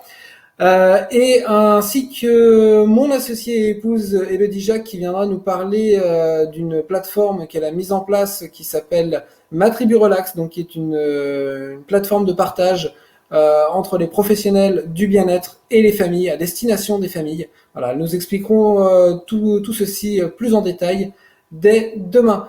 Alors, je vous rappelle quand même que nous devons clôturer samedi par une foire aux questions. J'ai mis, pour ceux qui sont adhérents au groupe, un sondage, savoir si effectivement vous trouvez judicieux cette foire aux questions. N'hésitez pas à répondre au sondage, n'hésitez pas à m'envoyer des messages sur mon profil Facebook ou sur la page Self Care Success, ou encore en message sous la vidéo YouTube, pour nous dire si effectivement vous jugez utile ou pas cette foire aux questions. Si vous la jugez utile, je me ferai un immense plaisir de répondre à toutes vos questions pendant 1 heure de 17h à 18h ce samedi. Voilà, c'était Michael Jacques, co-dirigeant de la société Self Care Success, spécialiste du management de crise et de la cohésion des équipes. Je vous souhaite à tous une merveilleuse soirée et à très bientôt.